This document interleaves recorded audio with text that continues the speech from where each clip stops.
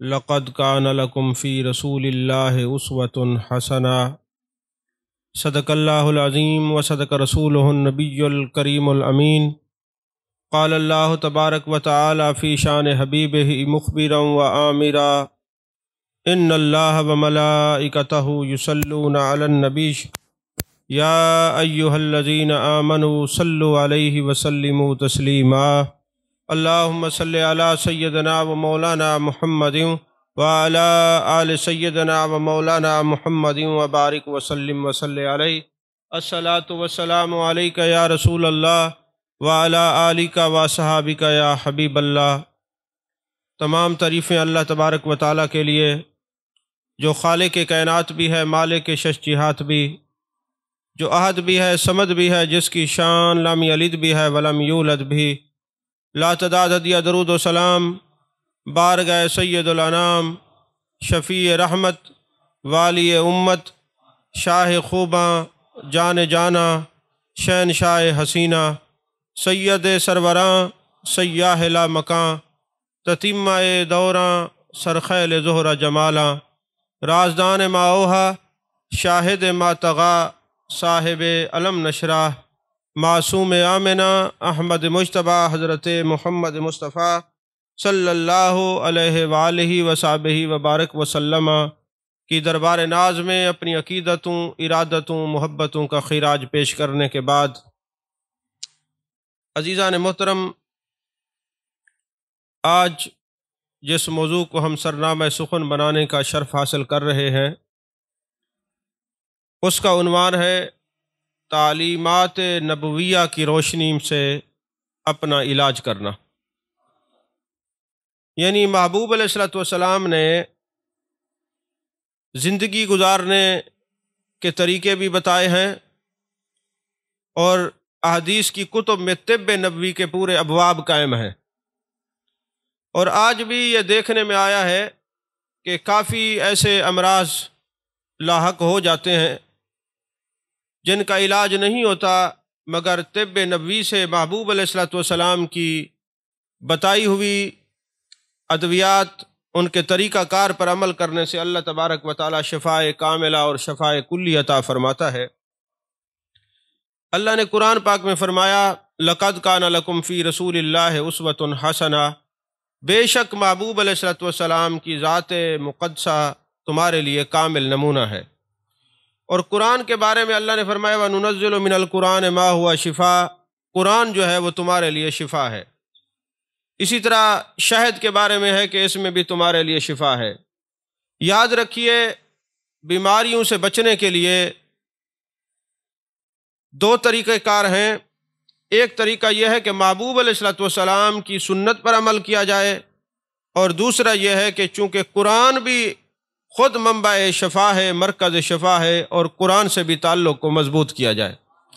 یعنی یوں کہیے، بیماریوں سے بچنے کے لیے ہمیں یا قرآن سے تعلق مضبوط کرنا پڑے گا، بلکہ میں یا کا لفظ ہٹا کے یہ کہتا ہوں کہ بیماریوں سے بچنے کے لیے ہمیں قرآن سے تعلق قائم کرنا پڑے گا اور صاحب قرآن سے تعلق کو مضبوط کرنا پڑے گا. تو عزیزان محترم، سورہ فاتحہ شریف کے بارے میں بخاری شریف کے اندر حدیث ہے، اور جتنی تفاسیر ہیں، اب نام لیں گے تو وقت کافی اس پہ صرف ہوگا. جتنی تفاسیر ہے سب میں یہ حدیث مبارکہ ہے، بخاری میں ہے، سیاستہ کے اندر یہ باتیں ہیں. محبوب علیہ السلام نے فرمایا کہ سورہ فاتحہ کا ایک نام سورہ شفا بھی ہے. آپ حضرات جانتے ہیں کہ بخاری شریف کے اندر یہ حدیث پاک ہے. حضرت ابو سعید خدری رضی اللہ تعالیٰ عنہ فرماتے ہیں، ہم ایک جگہ گئے اور ہم نے پڑاؤ کیا تو اس علاقے والوں کو کہا، میں مفہوماً حدیث عرض کر رہا ہوں، کہ ہمیں کچھ کھانا کھلا دیجئے. تو انہوں نے کہا یہاں کھانے کھلانے کا رواج نہیں ہے. انہوں نے کوئی ہماری خدمت نہ کی. رات کو جو وہاں پہ اس قافلے کا قبیلے کا سردار تھا، قبیلے کے سردار کو بچھو لڑ گیا، اور ایک حدیث میں سانپ ڈس گیا. دونوں باتیں موجود ہیں کتب حدیث کے اندر. بہرحال زہریلی چیز لڑی. اب وہ جو سردار تھا وہ تکلیف کے اندر مبتلا تھا. جب علاج معالجہ سے کمی نہ آئی تو انہوں نے کہا، یہ جو حسین صورت والے یہاں احباب آئے ہوئے ہیں، چمکتی جبینوں والے اشراف آئے ہوئے ہیں، ان کے پاس چلتے ہیں، ان کے پاس شاید کوئی علاج ہو۔ حضرت ابو سعید خدری رضی اللہ تعالیٰ عنہ نے جب دیکھا کہ یہ آئے ہیں اور تھوڑی دیر پہلے انہوں نے اپنی خدمت کا بھی اظہار کیا ہے کہ یہاں کھانے پینے کا رواج نہیں، خدمت کا رواج نہیں، تو فرمانے لگے ہاں ہمارے آقا و مولا صلی اللہ علیہ وسلم نے ہمیں دم سکھایا ہے، ہم دم کریں گے لیکن ہمیں بکریاں دو گے، ایک ریوڑ دو گے، 30 بکریاں دو گے، یہ دونوں روایات موجود ہیں، تو ہم دم کریں گے۔ انہوں نے کہا جی وہ کہتے ہیں نا مرتا کیا نہ کرتا، اعتراض کرنے والے، انکار کرنے والوں کو بھی ضرورت پڑی جاتی ہے۔ آخر کار انہوں نے کہا جناب والا آپ بکریاں لے لیں، دم کر دیں۔ آپ نے سورہ فاتحہ شریف تلاوت فرمائی اور دم کر دیا، اللہ نے شفا عطا فرمائی، اور وہ بکریاں جب آ گئیں تو باقی صحابہ کہنے لگے جی اب ہم نے بکریاں تو لے لیں۔ حضرت ابو سعید خدری رضی اللہ تعالیٰ عنہ سے دوسرے صحابی عرض کرتے ہیں حضور والا بکریاں تو لے لی گئیں، اب پتہ نہیں ہمارے لیے جائز بھی ہیں کہ نہیں ہیں۔ کہتے ہیں فرماتے ہیں بکریاں ساتھ لے چلو، جان کائنات، جان عالم مصطفیٰ، جان رحمت صلی اللہ علیہ وسلم کی بارگاہ میں چلتے ہیں۔ میرے آقا علیہ الصلوۃ والسلام نے ساری بات سنی اور آپ مسکرائے، فرمایا یہ بتاؤ یہ تمہیں دم سکھایا کس نے ہے؟ یا رسول اللہ آپ نے فرمایا پھر ہمارا بھی حصہ اس میں نکالو۔ تو کہنے کا مقصد یہ ہے کہ یہ سورہ فاتحہ شفا ہے۔ اور ایک بزرگ ہیں میں ان کو جانتا ہوں، کافی عمر رکھتے اس وقت بھی، ان کے پاس جو بندہ جاتا ہے وہ نمک دم کر کے دیتے ہیں۔ ایک دن میں نے ان سے پوچھا، میں نے کہا بزرگوں یہ بتائیں اس نمک کے راز کیا ہے؟ جو بھی آتا ہے میں نے یہ دیکھا ہے بلڈ پریشر آپ کو ہوتا ہے نمک سے، لیکن آپ کے دم کردہ نمک سے شفا مل جاتی ہے۔ انہوں نے کہا میں کچھ نہیں کرتا، ہمارے بزرگوں نے کہا ہے 41 مرتبہ بسم اللہ الرحمن الرحیم بسم اللہ اور سورہ فاتحہ شریف پڑھ کر نمک پہ دم کرو، جس بیماری کے لیے دو گے اللہ شفا عطا فرمائے گا۔ اور یہ بات تفاسیر کے اندر بھی موجود ہے، جو 41 بار لا علاج امراض کے لیے سورہ فاتحہ شریف پڑھتا ہے اللہ تبارک و تعالیٰ اس کو شفاء کلی اور شفاء کاملہ عطا فرماتا ہے۔ ترمذی شریف کے اندر حدیث پاک ہے، میرے آقا کریم صلی اللہ علیہ وسلم نے ارشاد فرمایا کھانے کے اول و آخر نمک کے استعمال سے کیا کرو، یعنی نمک سے کھانا شروع کرو اور نمک پر اختتام ہو۔ جان کائنات صلی اللہ علیہ وسلم فرماتے ہیں 70 بیماریوں سے اللہ تمہیں شفا عطا فرمائے گا۔ ترمذی شریف کے اندر حدیث پاک ہے، یہ جو ہمارے اندر یہ مشہور ہے کہ کھانے کے بعد میٹھا کھانا سنت ہے، میٹھا کھانا ویسے سنت ہے، لیکن کھانے کے لیے محبوب علیہ الصلوۃ والسلام نے کیا فرمایا؟ فرمایا جس کھانے کی ابتدا بھی نمک سے ہو انتہا بھی نمک سے ہو، یوں میں آسان کر دوں کہ کھانا شروع کرنے سے پہلے بھی نمک جو استعمال کرتا ہے، نمکین چیز استعمال کرتا ہے، اور بعد میں بھی اللہ تبارک و تعالیٰ اس کو 70 بیماریوں سے محفوظ رکھتا ہے۔ میں سوچ رہا تھا کہ یار محبوب علیہ الصلوۃ والسلام نے چینی کا نہیں فرمایا، کسی اور چیز کا نہیں فرمایا، نمک کا کیوں فرمایا ہے؟ میں نے تحقیق کی، علماء سے روابط الحمدللہ کافی ہیں، ان سے بھی پوچھا۔ پھر ایک امام، بہت بڑے امام جن کو علامہ ابن الحاج کہا جاتا ہے، مالکی ہیں، بہت بڑے محدث ہیں، ان کی ایک کتاب میں مجھے جواب ملا۔ انہوں نے کہا لوگوں کوئی بھی ہو، وہ کہتے ہیں ہم غریبوں کے بڑے مددگار ہیں، غم گسار ہیں، وہ کہتے ہیں خدا کی قسم اگر کوئی غریبوں کا ماوا و ملجا اور غم گسار اور ہمدرد ہے تو وہ جان کائنات صلی اللہ علیہ وسلم کی ذات بابرکات ہے۔ میرے آقا کریم صلی اللہ علیہ وسلم نے کریمی فرمائی ہے، یہ جو بتایا ہے کہ نمک سے شروع کرو، نمک سے ختم کیا کرو، یہ 70 بیماریوں کا علاج ہے۔ نمک کا کیوں فرمایا؟ فرمایا کتنا ہی غریب کیوں نہ ہو اس کے گھر میں نمک تو موجود ہوتا ہی ہے نا، اس لیے محبوب پاک صلی اللہ علیہ وسلم نے نمک کا ارشاد فرمایا ہے۔ اس کو کریمی کہتے ہیں، اس کو لجپالی کہتے ہیں، اس کو کرم نوازی کہتے ہیں۔ ارے میرا نبی وہ ہے جو آتے ہی امت کے لیے رب حبلی امتی کی دعائیں کر رہے ہیں۔ میرے آقا بازار میں گئے امت کی فکر ہے، آپ غار میں گئے امت کی فکر ہے، اور آج مزار میں ہے تب بھی امت کی فکر ہے۔ عزیزان محترم، ابن ماجہ شریف کے اندر حدیث پاک ہے، جان کائنات جان عالم مصطفیٰ جان رحمت صلی اللہ علیہ وسلم نے ارشاد فرمایا پیٹ میں کھانے کے لیے 3 حصے کیے جائیں، ایک حصے میں کھانا ہو، ایک حصے میں پانی ہو، اور ایک حصے میں ہوا ہو۔ ایسا نہ ہو کہ آپ اتنا کھا لیں اور پھر آپ چل پھر نہ سکیں، پھر آپ کو یہ پرابلم ہو جائے۔ جامع صغیر کے اندر حدیث پاک ہے، جان کائنات جان عالم مصطفیٰ جان رحمت صلی اللہ علیہ وسلم نے ارشاد فرمایا، میں نے یہ حدیث کے نمبر بھی لکھے ہوئے ہیں، اگر کسی کو ضرورت ہوگا تو بعد میں بتا دوں گا، ابھی میں نمبر اس لیے وقت کی قلت کی وجہ سے نہیں بتا رہا، ورنہ میں نے اس پورے مقالے کے اندر حدیث نمبر بھی لکھا ہوا ہے۔ جامع صغیر کی یہ جو حدیث میں ابھی پڑھ رہا ہوں یہ حدیث نمبر 221 ہے۔ جو ابن ماجہ کی حدیث پڑھی ہے کہ 3 حصے کیے جائیں، وہ حدیث نمبر 3349 ہے۔ تو عزیزان محترم، جان کائنات، جان عالم مصطفیٰ، جان رحمت صلی اللہ علیہ وسلم نے ارشاد فرمایا، اللہ تعالیٰ کو تم میں سے سب سے زیادہ پسند وہ شخص ہے جو کم کھانے والا اور ہلکے بدن والا ہو۔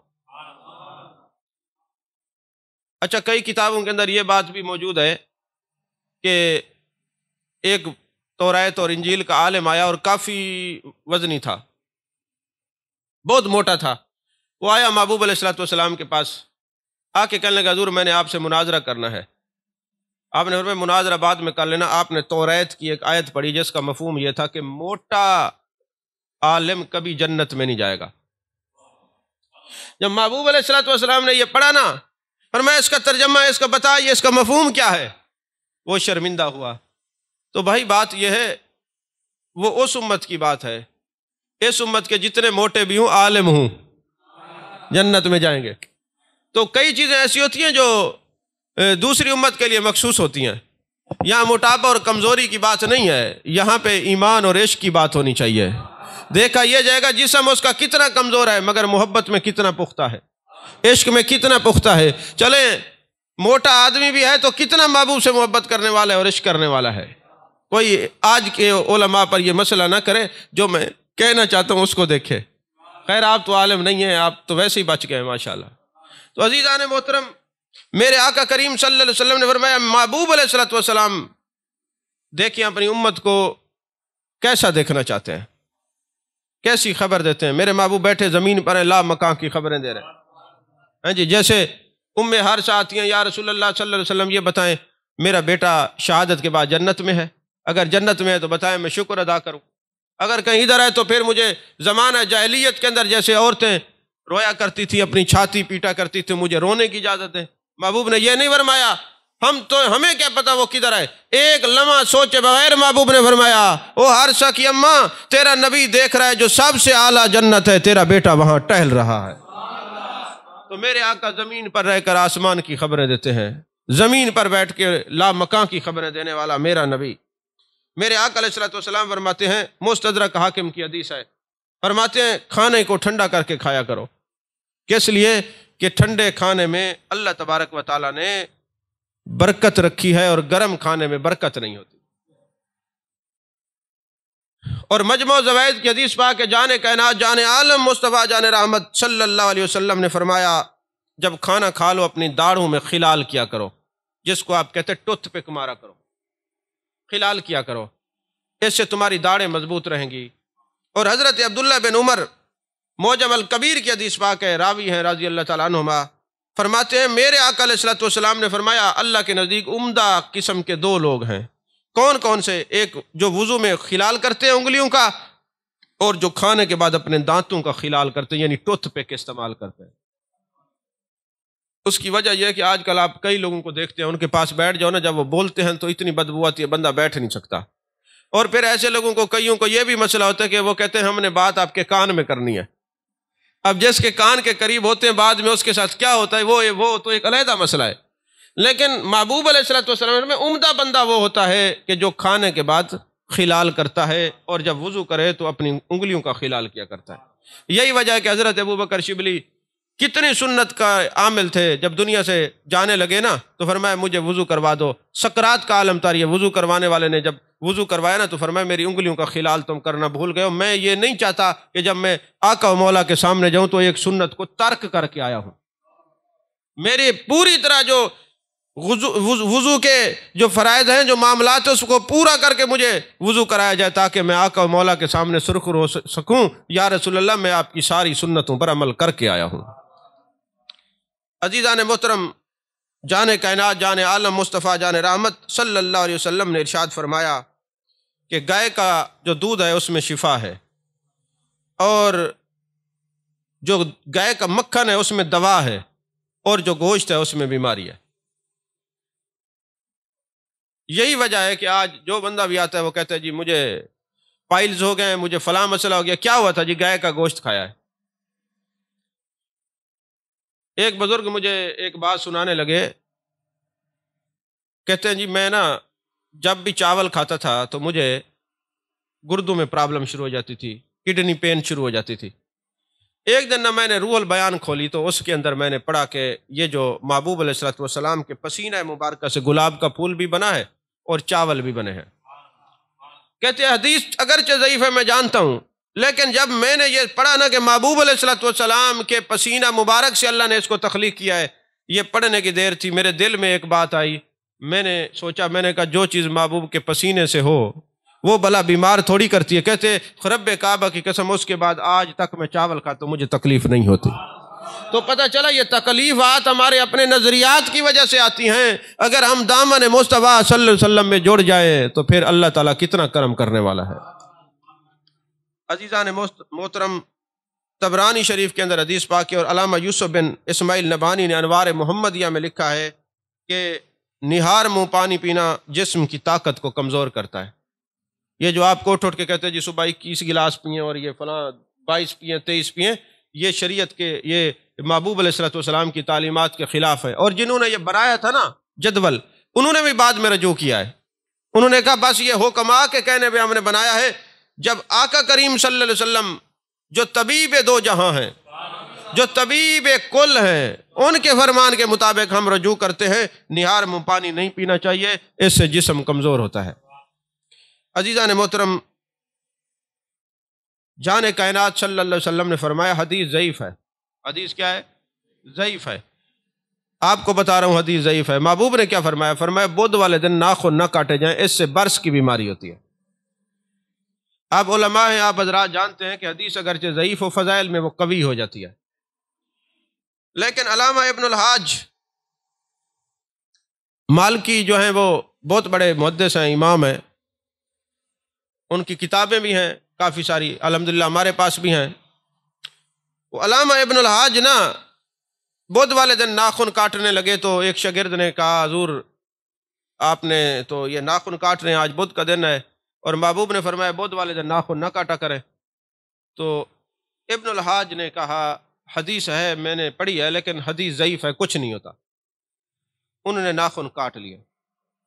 ناخن کاٹنے کی دیر تھی، جذام کی بیماری پڑ گئی، انگلیاں ساری گل گئیں، اور بڑے پریشان ہوئے کہ میں نے ایسا کیا کیا ہے کہ مجھے جذام کی بیماری ہو گئی ہے۔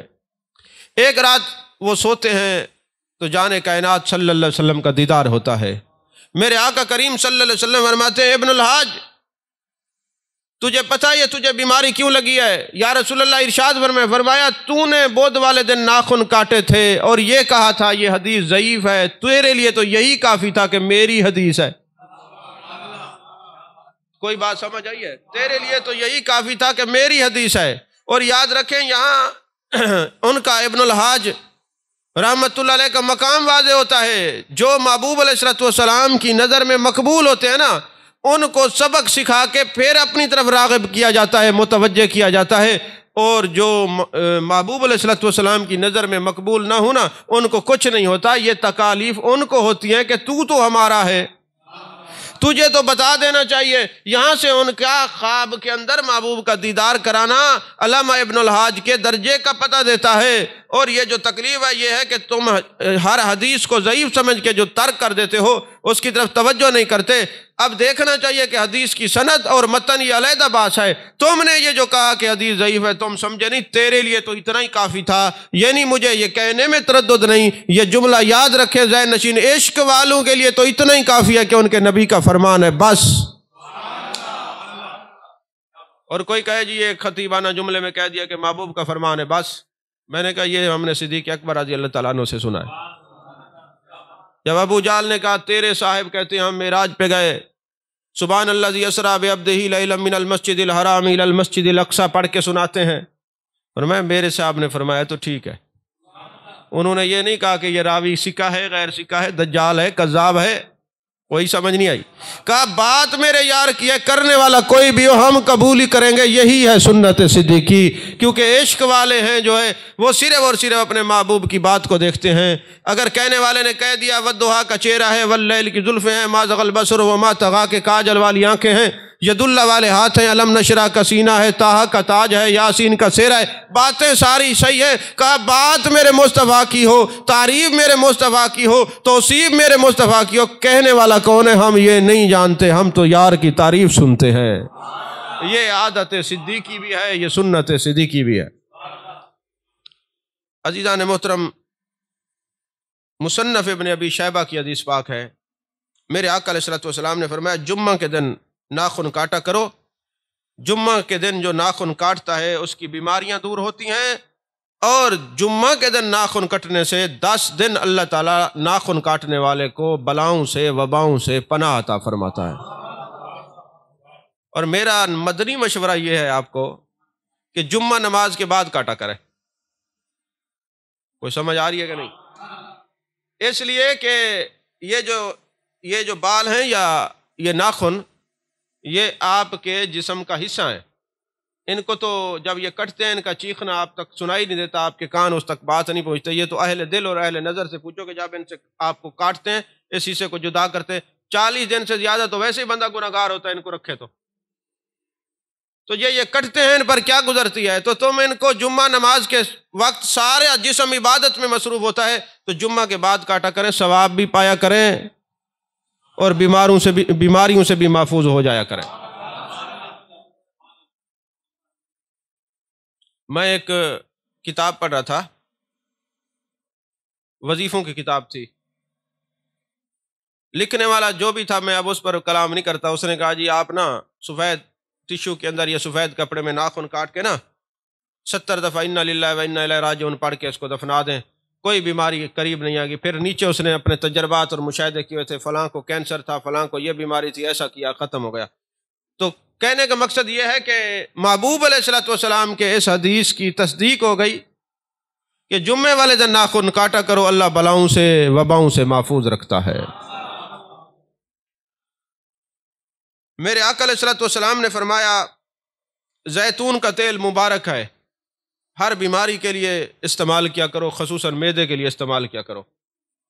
اب 2-4 دن پہلے ہم لاہور گئے تھے، وہاں ایک ڈاکٹر صاحب سے ملاقات ہوئی جو کارڈیالوجسٹ تھے، تو انہوں نے مجھے کہا کہ جناب آپ تو اہل علم ہیں اور تعلق آپ کا علم سے ہے، تو زیتون کے اتنے فائدے ہیں، میری تحقیق یہ ہے کہ جس کے دل کے اندر بار بار کلاٹس آ جائے نا، وہ زیتون کا تیل نہار منہ 2 چمچ پیا کرے، اس کے قلب کے اندر دل کے اندر کلاٹس نہیں آئیں گے۔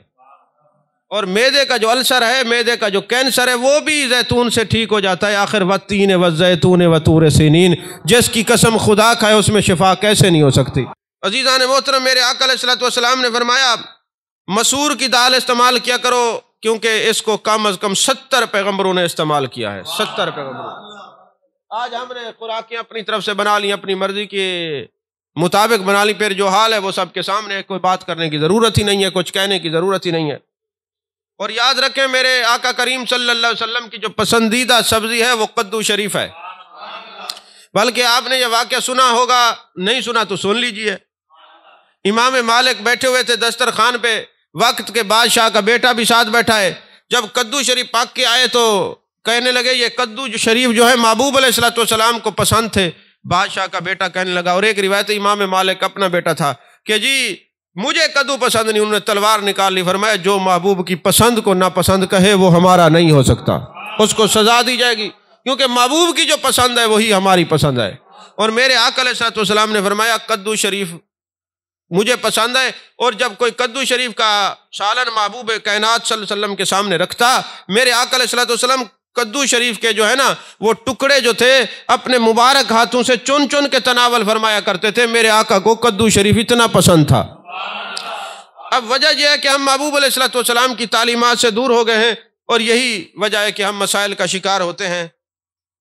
تو یہ یاد رکھیے آج بھی کوئی کچھ نہیں بگڑا، ضرورت اس بات کی ہے کہ در مصطفیٰ صلی اللہ علیہ وسلم پہ آ جائیے، اور جو قرآن اور صاحب قرآن سے فیض لیتا ہے اللہ تبارک و تعالیٰ اس کو دین و دنیا کی سعادتوں سے مالا مال فرما دیتا ہے۔ کدو شریف سے مجھے ایک بات یاد آئی، 2 روایات عرض کر کے گفتگو کو اختتام کی طرف لے آتے ہیں۔ میرے آقا علیہ الصلوۃ والسلام کو کدو شریف پسند ہے، اب یہ جو حدیث میں بیان کرنے لگا ہوں اس کا کچھ حصہ بخاری میں ہے، کچھ دوسری کتابوں میں ہے، کچھ تفاسیر کے اندر ہے، یہ سارا کچھ پڑھ کے میں آپ کو ملا کے پیش کر رہا ہوں۔ ایک مرتبہ ایسا ہوا، میرے آقا علیہ الصلوۃ والسلام کے غلام ہے جن کا نام ہے حضرت ظاہر رضی اللہ تعالیٰ عنہ۔ حضرت ظاہر جو ہے وہ حبشی ہیں اور دیہات کے رہنے والے ہیں، وہ کبھی کبھی شہر آیا کرتے اور میرے آقا علیہ الصلوۃ والسلام کے لیے سبزیاں لے کے آتے تھے، اور میرے آقا فرمایا کرتے یہ جو ظاہر ہے نا یہ ہمارے لیے دیہات ہے، ہم اس کے لیے شہر ہیں۔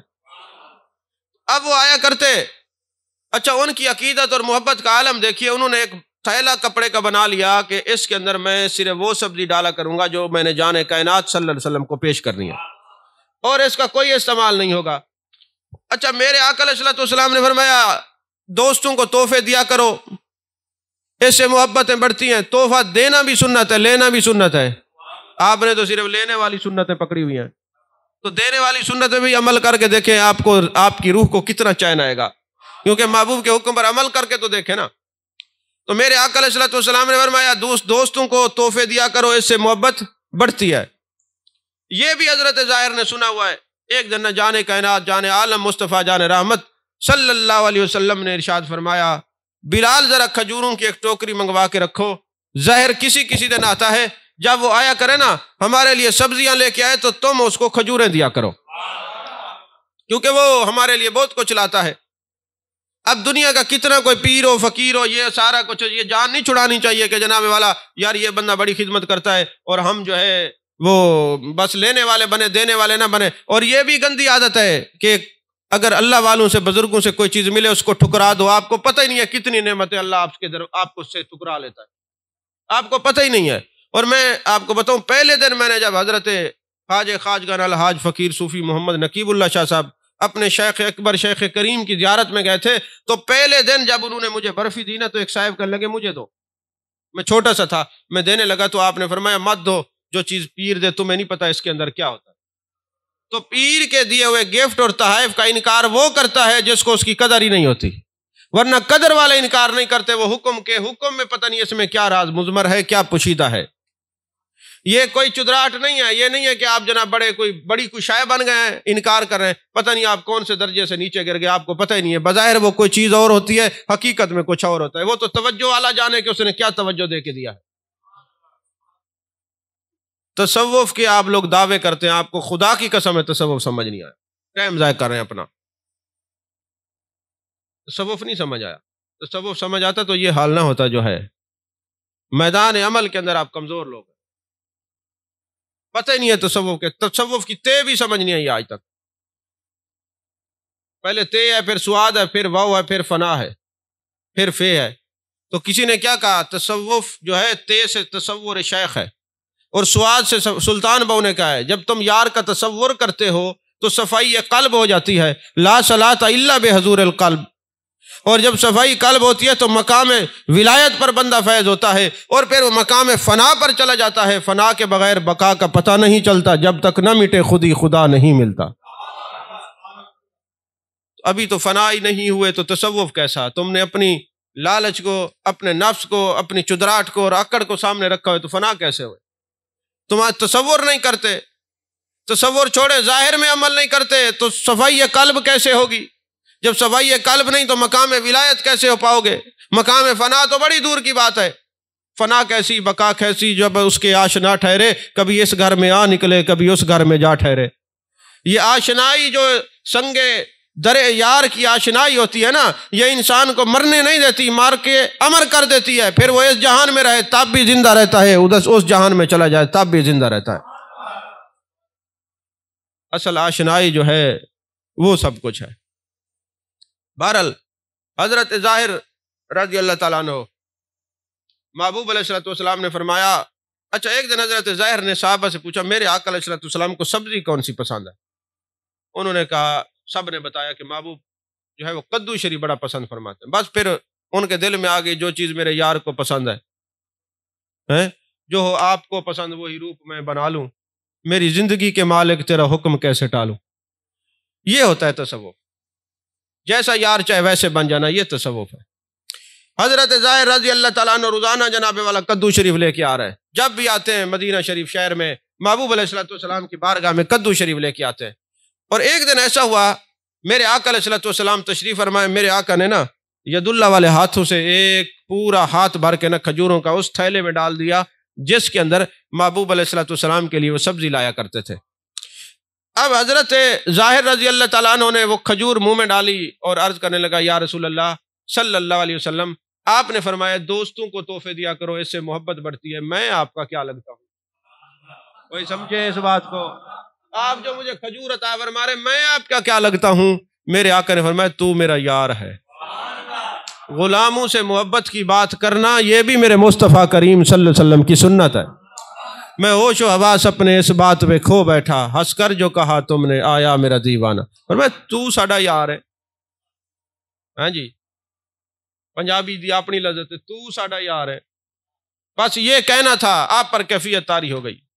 باہر نکلتے ہیں جو بھی ملتا ہے اس کے کندھے پہ ہاتھ رکھ کے کہتے ہیں آج میرے یار نے مینو یار کہہ چھڑیا ہے، مجھے کہہ دیا ہے تو میرا یار ہے، تو میرا یار ہے. ایک ایک کو بتایا. پھر سارے خوش ہونے والے تو نہیں ہوتے. یہاں آپ دیکھ لیں کوئی بندہ ہمارے پاس بیٹھو کئیوں کو تکلیف ہوتی ہے یہ فلانا کیوں بیٹھا ہے، اور کوئی نہ کوئی ایسی بنا چڑھا کے سٹوری پیش کرے یا آئندہ یہاں نظر ہی نہ آئے. ہوتے ہیں نا مردود فی طریقت، لوگ کئی ہیں، ایک نہیں ہے کئی ہے. تو یہ تو کچھ بھی نہیں ہے. تو محبوب علیہ السلام کی بارگاہ کا عالم دیکھیے، اس میں جناب والا کئی لوگ ایسے تھے. یہ میں یہاں مردود فی طریقت یہاں کے لوگوں کو کہہ رہا ہوں، اس بارگاہ کے لوگ تو سبحان اللہ اعلیٰ. اور تو انہوں نے جناب والا ان میں سے کئیوں کو یہ بات محسوس ہوئی کہ، اور یاد رکھیں محبوب علیہ السلام کے جتنے صحابہ ہیں سب جنتی ہیں، کوئی محبوب پہ اعتراض نہیں کرتا. نفاق و یورث الاعتراض منافق کیا کرتے ہیں. بس نمبر بنانے والے، نمبر ٹانگنے والے، میدان عمل سے باقی لوگ ایسے اعتراضات کرتے ہیں، عشق والے نہیں. وہ کہتے ہیں یار کی نظر ہے جس پر پڑ جائے. اب ہوا یہ کہ جناب والا کیونکہ منافق محبوب علم غیب کی بات کریں، منافق کہتے ساڈا دا پتہ کوئی نہیں تے پتہ کہتے سانو زمین اسمان دا. قصبہ اونٹنی گم ہو جائے تو منافق کہتے ساڈا پتہ نہیں لگتا، جو کہتے زمین اسمان کی خبر ہے، اونٹنی کا تو پتہ لگتا نہیں کہاں کھڑی ہے. اعتراضات کسی جگہ پہ ہوں وہ منافق کرتا ہے. ان نفاق و یورث الاعتراض، یہ جو منافقت ہے اس کی وراثت ہی اعتراض ہے اور کچھ نہیں ہے. اور جو ایمان ہے اس کی وراثت کیا ہے؟ یہ ظاہر اور باطن میں اعتراض کو آنے نہیں دیتا. یہ ایمان کی کرامت ہے. ایمان کی کرامت کیا ہے؟ اعتراضات ظاہر اور باطن آنے نہیں دیتا.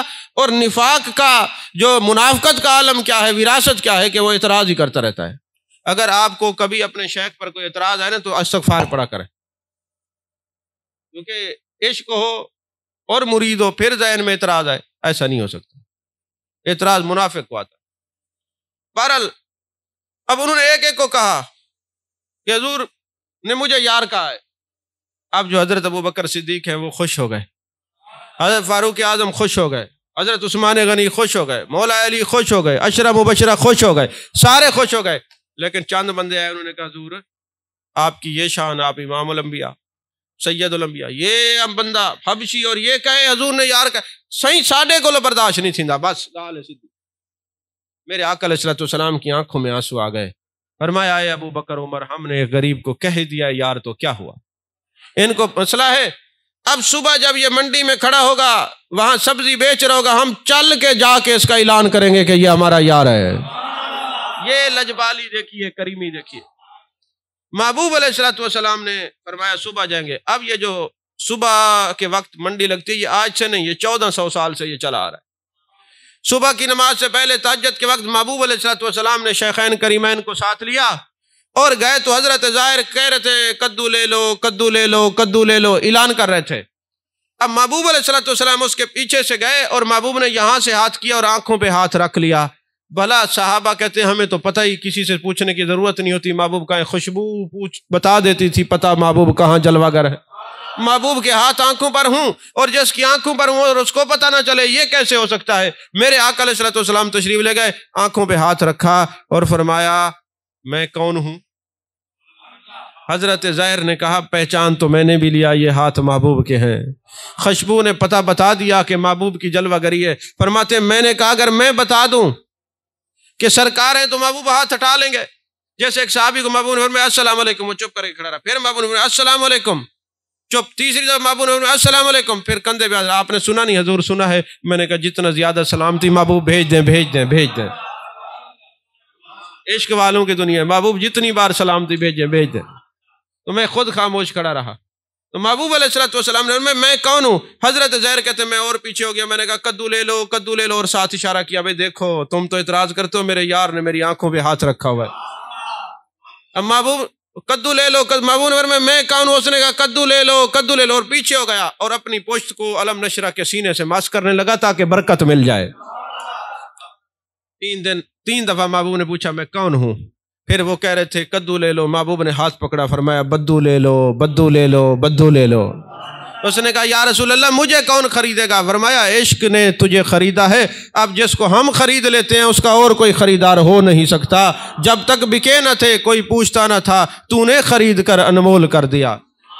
تیری عاشقی سے پہلے مجھے کون جانتا تھا، تیری ذات نے بنا دی میری زندگی فسانہ۔ میرے آقا علیہ الصلوۃ والسلام نے فرمایا ظاہر عشق میں تیری وہ قیمت ہے کہ تجھے کوئی خرید ہی نہیں سکتا۔ کچھ پسے پردہ بکے کچھ سرے بازار بکے، آج پھر ان کے خریدار نظر آتے ہیں جو کئی بار خریدے گئے کئی بار بکے۔ لیکن جس کو محبوب خرید لیں اس کا مقام ہی کیا ہوتا ہے؟ عشق کی بات ہے نا جی۔ محبوب نے فرمایا، اب صرف دیکھیں محبوب نے فرمایا میں جس کو کہوں یہ میرا یار ہے، کسی کو اعتراض کیوں، ہم وہاں جا کے اعلان کریں گے۔ پتہ چلا محبوب جس سے جو فرما دیتے ہیں اس کو ایسے ہی نبھاتے ہیں۔ ایک مرتبہ ایسا ہوا، نبی رحمت کتاب ہے ہماری لائبریری میں موجود ہے، کیونکہ اکثر علماء مجھے فون کر کے پوچھتے ہیں جی صحیح فلاں خطیب نے یہ واقعہ بیان کیا ہے تو یہ کتاب تو ہے نہیں۔ میں نے کہا تم لوگ جو کچھ نہ پڑھو وہ ہوتا ہی نہیں، میں تو یہ کہتا ہوں تم پڑھتے ہی نہیں۔ کتاب کا نام نبی رحمت ہے، ضیاء القرآن سے چھپی ہوئی ہے، ادھر ہمارے پاس ہے، جس کو ضرورت ہو ضیاء القرآن سے لے لے، حوالہ نہ ملے تو دکھا دیں گے۔ ایک بندہ تھا مدینے کے اندر، اس کی عادت یہ تھی کہ وہ دروازے پہ جاتا اور کہتا محبوب کے پاس نہ جانا۔ یہاں بھی کئی لوگ آپ کو نظر آئیں گے کہ وہ روکتے نظر آئیں گے کہ فلاں جگہ پہ نہ جانا، میلاد پہ نہ جانا، ادھر نہ جانا، ادھر آؤ اللہ کی بات کرتے ہیں۔ وہ بھی جا کے دروازہ کھٹکھٹا کے کہتا ہے نبی پاک صلی اللہ علیہ وسلم کے پاس نہ جانا، لیکن اس کی چھوٹی سی بچی ہے، وہ کہتی ہے ابا جو ہے میرا یہ کہتا ہے نہ جانا، جا کے دیکھوں تو صحیح ہیں کیسے جن کے لیے یہ منع کرتا ہے۔ اب وہ چھوٹی سی بچی ہے، آتی ہے، اس نے جھانک کے جھروکوں سے ودعا کے چہرے پہ نظر پڑی، کہتی ہے خدا کی قسم یہ تو کسی سچے نبی کا چہرہ ہے، ابا جھوٹ بولتا ہے، یہ سچے ہیں۔ اب جناب والا یہ کیسے ہو سکتا ہے کوئی نبی کی مخالفت کرے اور پھر سکون سے رہے؟ من عاد علی ولی فقد آذنتہ بالحرب، جو ولی کے ساتھ بغض رکھتا ہے اللہ فرماتا ہے میں اس کے ساتھ اعلان جنگ کرتا ہوں۔ یہ آپ کے مرزے شرزے مٹ جائیں گے، یہ ولیوں کی مخالفت کرتے کرتے کہاں تک پہنچ گیا ہے۔ تو جو ولیوں کی مخالفت کرے اللہ فرماتا ہے میں اسے اعلان جنگ کرتا ہوں، تو وہ تو ہیں میرے محبوب، وہ اللہ کے محبوب ہیں۔ خود اللہ کے محبوب نے فرمایا احبونی لحب اللہ وانا حبیب اللہ۔ سمجھ آ رہی ہے کہ نہیں آ رہی بات؟ اب وہ جناب والا روزانہ کہے ادھر نہ جایا کرے، منع کرے لوگوں کو، دروازے پہ جا کے منع کرے۔ آخر کار یہ ہوا کہ وہ نابینا ہو گیا، اندھا ہو گیا۔ جب اندھا ہوا نا، اطباء کے پاس گیا، حکماء کے پاس گیا، علاج معالجہ کے لیے درست نہ ہوا۔ ایک دن وہ چھوٹی بچی کہنے لگی ابا ایک طبیب کو میں بھی جانتی ہوں، وہ صرف طبیب نہیں بلکہ طبیب دو جہاں ہیں، وہ صرف طبیب جسم نہیں طبیب قلوب بھی ہیں، اگر آپ کہتے ہیں تو میں جا کے دوائی لے آؤں۔ اور یہ جو لوگ انکاری ہیں نا، ضرورت پر یہ بھی مان جاتے ہیں، ہمارا یہ تجربہ ہے، جہاں ضرورت پڑتی ہے یہ مان جاتے ہیں، ویسے انکار کرتے ہیں۔ جب اس نے جناب والا دیکھا مرتا کیا نہ کرتا، اس نے کہا وانج میری دھی وال میرے واسطے کئی دوائی گھننا اکھیں والا میں۔ اب وہ بیٹی بھی عاشقہ تھی، صادقہ تھی، محبوب کے دامن میں عرض کرنے لگی آقا کام تھا آپ سے، یہ نہیں کہا میرا باپ اندھا ہو گیا، کہیں محبوب کے دل پہ ناگوار نہ گزرے، یہ اسی کا ذکر کر رہی ہے جو میری مخالفت کرتا ہے۔ چھوٹی سی بچی کو یہ پتہ لگ گیا کہ جو محبوب کی مخالفت کرتا ہے میں جا کے نہ کہوں، کہیں محبوب کے قلب نازنی پہ بوجھ نہ گزرے۔ ہمیں پتہ نہیں چلتا ہمارے بزرگوں کے خلاف جو بات کریں ہم جب تک نہ بتائیں پیٹ پھٹنا شروع ہو جائے، جی فلاں نے آپ کے بارے میں یہ کہا ہے، تو ماما تو بڑا عاشق ہے، وہاں سن کے آ گیا، یہاں آ کے چگلی کرتا ہے، چگل خور پہ عذاب ہوتا ہے۔ سمجھ نہیں یہ بات؟ اور میرے شیخ کا یہ معمول تھا، کوئی کہتا نا فلاں آپ کے خلاف ہے، میں تم نے سنا کیوں ہے؟ تو نے سنا تو اس نے تجھے سنائی. مجھے تو آج تک میرے پیر کے خلاف کسی نے نہیں کہا، کیونکہ میں سنتا ہی نہیں، اس کو پتہ یہ سنیں گے ہی نہیں. کوئی سمجھ نہیں آئی بات؟ تو جب میں اپنے پیر کے خلاف نہیں سنتا تو میں صحابہ کے خلاف کیسے سن لوں؟ اہل بیت کے خلاف کیسے سن لوں؟ اور میں امام الانبیاء صلی اللہ علیہ وسلم کے بارے میں سن لوں پھر زندہ رہوں، یا میرے سامنے کوئی خلاف کرے وہ زندہ رہے؟ یہ ہو نہیں سکتا. یہ عشق کے اپنے اپنے معیار ہوتے ہیں. یہ چغل خور اور چاپلوس مت بنا کرے. کوئی کسی کے خلاف نہیں بولتا، میرے کوئی خلاف نہیں ہے، کوئی بھی نہیں ہے. جو آ کے کہتا ہے وہی خلاف ہے، یہ سن لے. اعلان میں کہہ رہا ہوں، جو آ کے چغل خوری کرتا ہے نا فلاں، یہ وہی خلاف ہے، اس کو اپنا تکلیف ہے، اس کو کسی کو کوئی مجھ سے پرابلم نہیں ہے. اس لیے کہ مجھے کسی سے پرابلم نہیں، کیونکہ میں نے دل بھر کے لیے رکھا ہے، اس کی محبت کے لیے رکھا ہے. میں یہ کوئی سرائے نہیں ہے کہ میں کہوں فلاں مجھ سے بغض رکھے، فلاں محبت سے، مجھے سے کوئی غرض ہی نہیں ہے. اس سے ہم بری و ذمہ ہیں. نہ کوئی محبت رکھے تو ہمیں فائدہ ہے، کوئی ناراض ہو جائے تو ہمیں کوئی نقصان بھی نہیں ہے جی.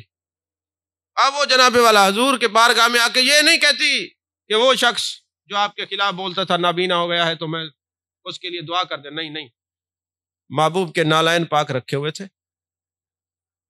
ایک نالین مبارک، ایک جوڑا مبارک نالین پاک کا، ایک پاؤں مبارک کا ایک نالین اٹھاتی ہے، اس کے نیچے جو اس مٹی نے پناہ لے رکھی ہوتی ہے. آپ نے غور ہی نہیں کیا، آپ کا یہ شعبہ ہی نہیں ہے. میں نے کیا کہا ہے؟ جس مٹی نے پناہ لے رکھی تھی اس نالین کے نیچے اس کو ایک شیشی میں بند کرتی ہے، اور پھر آ کے کہتی ہے ابا دوائی لے کے آئی ہوں، سرما ڈالوں تیری آنکھوں میں. وہ محبوب کی نالین پاک کے اندر جس نے مٹی نے پناہ لے رکھی تھی. اور یہ یاد رکھیے، میں جان کے یہ کہہ رہا ہوں پناہ لے رکھی تھی، کیونکہ جن کے ہم ماننے والے ہیں انہوں نے عشق ہی ایسا پلایا ہے ہمیں، گھول کے ایسا عشق پلایا. انہوں نے کہا بات سنو، اگر کوئی خواب دیکھے اور یہ کہے میں نے جان کائنات صلی اللہ علیہ وسلم کے کرتے مبارک پہ مٹی لگی ہوئی دیکھی ہے، اگر وہ بیان کر دے فارغ ہو جاتا ایمان سے. کسی نے خواب دیکھا اور امام عشق و محبت مجدد دین و ملت شاہ امام احمد رضا فاضل بریلوی علیہ کے پاس جاتا ہے، رحمت اللہ علیہ کے پاس جاتا ہے. حضور والا میں نے یہ خواب دیکھا ہے، عالم ہوں، اگر بیان کرتا ہوں ایمان جاتا ہے، نہیں کرتا تو پیٹ جاتا ہے، کیا کروں بتائیں تو صحیح، بتانا بھی ضروری ہے. تو آپ نے کیا جواب دیا؟ رے مولانا تم یہ کہو میں نے رات کو سویا، میری قسمت جاگی، آنکھیں بند ہوئیں، دل کی آنکھیں کھلیں، زہرا کے بابا نے زیارت کروائی اور میں نے دیکھا مٹی نے دامن مصطفیٰ میں پناہ لے رکھی تھی صلی اللہ علیہ وسلم. یہ نہ کہنا لگی ہوئی تھی، یہ کہنا مٹی نے دامن مصطفیٰ صلی اللہ علیہ وسلم میں پناہ لے رکھی تھی. تو وہی اعلیٰ حضرت کا پڑھایا ہوا سبق میں بیان کر رہا ہوں کہ اس مٹی نے نالین مصطفیٰ صلی اللہ علیہ وسلم میں پناہ لے رکھی تھی. لے کے گئی، آنکھوں میں سرما بنا کے ڈالا. پھر شفا آ جائے تو بیماری نہیں رہتی، کیونکہ دن آ جائے تو رات نہیں ٹھہرتی، روشنی آ جائے تو اندھیرا نہیں رہتا، سکون آ جائے تو بے سکونی چلی جاتی ہے.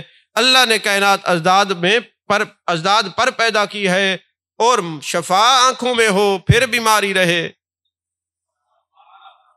سینہ مدینہ بن جائے، دل میں دل بر ہو اور پھر سینہ مدینہ بن جائے، پھر زیارت رسول صلی اللہ علیہ وسلم نہ ہو، یہ ہو نہیں سکتا. ہم نے اس دل میں اوروں کو بٹھایا ہے، جس کا گھر ہے وہ آ جائے تو پھر دیکھے دل میں محبوب کی صورت کیسے نظر آتی ہے. بہرحال پوری تقریر کا مقصد یہ ہے، آج بھی جسم کی شفا چاہیے، در مصطفیٰ صلی اللہ علیہ وسلم پہ آ جاؤ. روح کی شفا چاہیے، میرے آقا علیہ الصلوۃ والسلام کی بارگاہ میں آ جاؤ. قرآن اور صاحب قرآن سے جتنا تعلق اور رابطہ مضبوط ہوگا، اسی طرح اللہ کی رحمتیں اپنی پناہ میں جگہ عطا فرمائیں گی. اللہ ہم سب کو محبوب علیہ الصلوۃ والسلام کی تعلیمات پر عمل کرنے کی توفیق عطا فرمائے. آمین. وآخر دعوانا ان الحمد للہ رب العالمین.